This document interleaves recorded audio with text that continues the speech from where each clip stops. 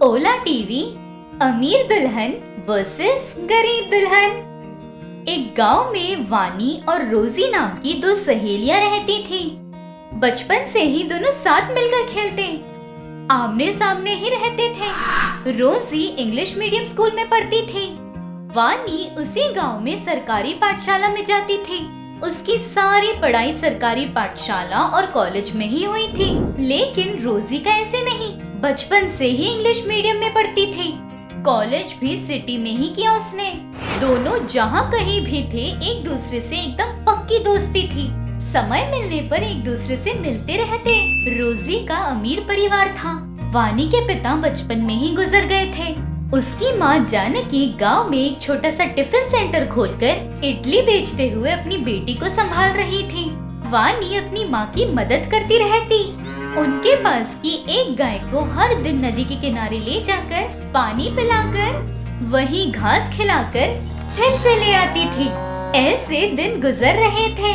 एक दिन वानी घर के सामने गाय को चारा दे रही थी कि माँ, मैं गाय को लेकर नदी के किनारे जा रही हूँ।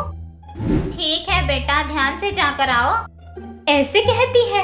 वानी गाय की रस्सी हाथ में लेकर जा रही थी कि एक बड़ी सी कार घर के सामने रुकती है। वानी वो कार देखकर रुककर उस कार की तरफ आश्चर्य होकर देख रही थी। उस कार से रोजी उतरती है। रोजी को देखते ही वानी शॉक, भागते हुए जाकर रोजी तुम, ऐसे बोलकर जाकर रोजी को हक करके, कैसी हो तुम? कितने दिन हो गए तुम्हें देखे, आओ आओ अंदर आओ, ऐसे अंदर ले जाती है। अंदर आई रोजी जानकी को देखते ही उनके पैर पड़ती है। जानकी शॉक, मेरे पैर क्यों पड़ रही हो बेटा तुम? आप वानी की माँ है, मतलब मेरी भी माँ है। माँ के पैर पड़ने में गलत क्या है?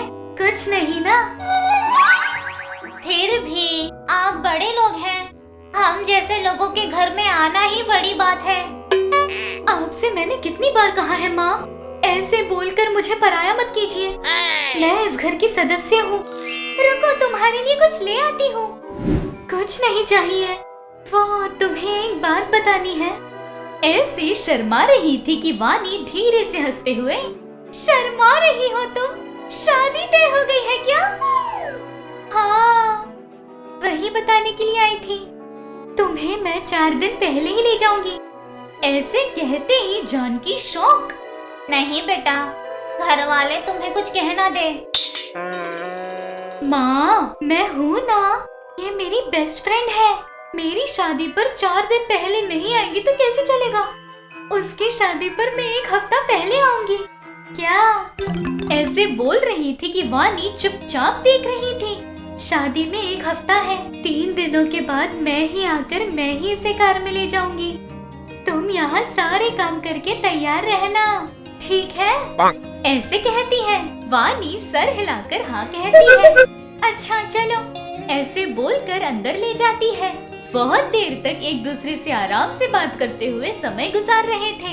दोपहर होने पर दोनों मिलकर खाना खाते हैं। खाने के बाद, अच्छा मैं चलती हूँ, तुम तैयार रहना, भूलना नहीं। ठीक है, शादी में आपको भी आना है माँ। ऐसे बोलकर वहाँ से जाती है। उसके जाते ही वानी अपनी माँ से, जाने का मन भी है तो जाने की हिम्मत नहीं हो रही माँ। क्यों बेटा? क्योंकि वो बहुत अमीर लड़की है। मुझ जैसी गरीब लड़की उसकी दोस्त है, ये पता चले तो क्या कहेंगे लोग? ऊपर से मेरे पास अच्छे कपड़े भी नहीं पहनने के लिए। लेकिन उसने इतने प्यार से आकर पूछा ना बेटा। जाओ बेटा। ऐसा है तो इन 3 दिनों में कोई काम करके एक अच्छा सा कपड़ा खरीद लूंगी, वो पहनकर उसके घर जाऊंगी। अच्छा, मर्जी। ऐसे कहती है। ऐसे उस दिन से वानी को जो काम मिलता वो काम करती। हर दिन से ज्यादा काम किया उसने। कपड़े के लिए पैसे इकट्ठा कर लेती है वो। 4 दिनों के बाद रोजी आकर वानी को अपने घर ले जाती है। रोजी के सभी रिश्तेदार वानी को देखते हैं। वे सभी अमीर थे, शरीर पर बहुत सारा सोना पहना था।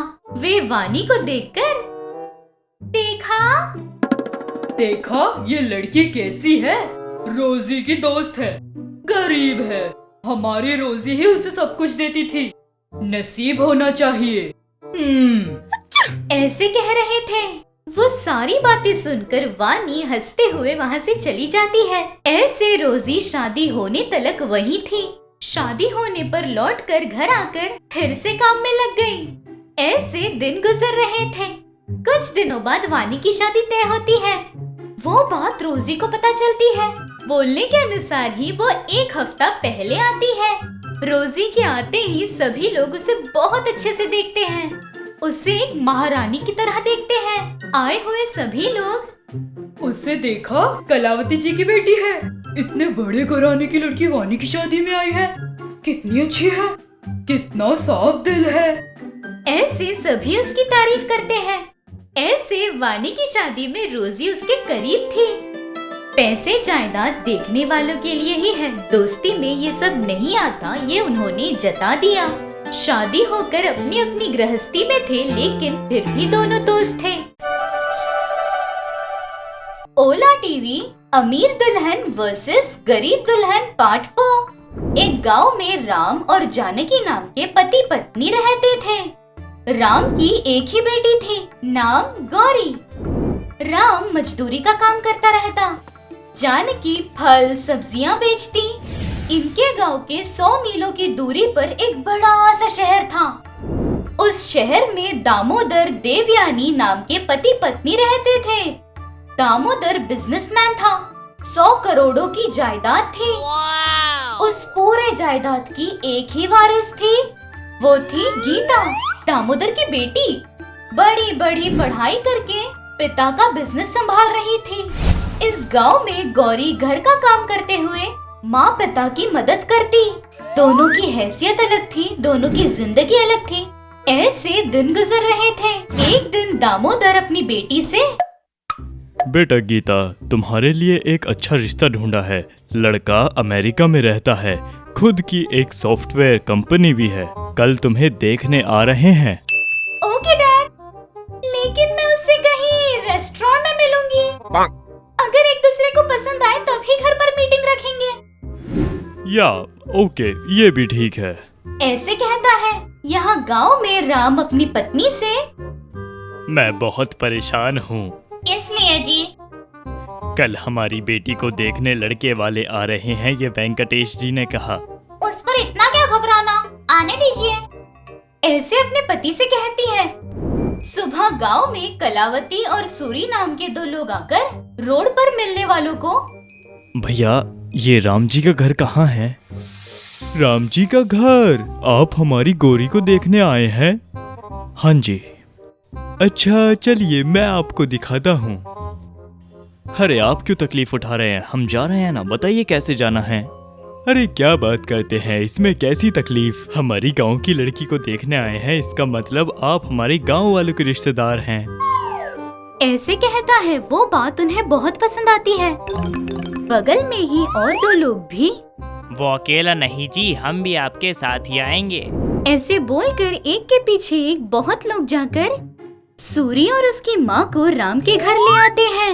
उसमें सुभाष नाम का आदमी, राम जी हमारी लड़की को देखने लड़के वाले आए हैं। ऐसे कहते ही राम घबराते हुए आइए आइए। उनके बैठने के लिए 2 कुर्सी डालता है। दोनों बैठते हैं। यहाँ गीता उसे देखने आए गोपाल के साथ मिलकर रेस्टोरेंट में बैठकर लंच करते हुए बात कर रही थी। यहाँ गौरी शर्माते हुए लड़के के सामने सर झुकाकर बैठी थी। बगल में ही बैठे लोग, बेटा बेटा हमारी गौरी बहुत अच्छी है, सारे काम कर लेती है, सभी की जुबान पर रहती है, बहुत ही गुणवान है। ऐसे गौरी के बारे में अच्छा बोल रहे थे। यहाँ गीता, लाइफ प्लान्स क्या है? सिंपल, जितना हो सके उतना कमाकर लाइफ को लीड करना है। और आपका? मैं भी। ऐसे दोनों अपनी पसंद की चीजें बताते हुए लाइफ के बारे में डिस्कस कर रहे थे। यहाँ लड़का लड़की के अलावा सारे लोग बात कर रहे थे। अब तक सोच रहे हो? लड़की पसंद आई? बोलोगे तो हम आगे की बात डिस्कस करें। ऐसे कहते ही सूरी पसंद आई कहता है। गौरी भी पसंद आया ऐसे सर हिलाती है। वो देखकर सभी लोग खुश होते हैं। ऐसे दोनों की शादी का मुहूर्त तय करते हैं। यहाँ गीता और गोपाल भी एक दूसरे को हाँ कहकर शादी की सारी तैयारियां कर रहे थे। राम शादी का मुहूर्त पास में ही है इसीलिए घबरा रहा था। वो देखकर सुभाष नाम का आदमी, राम भाई, मुहूर्त के बारे में जानते ही चेहरे पर परेशानी क्यों आ गई? वो 10 दिन में ये शादी कैसे सोचकर कितने काम होंगे, वो सब कर सकता हूँ या नहीं?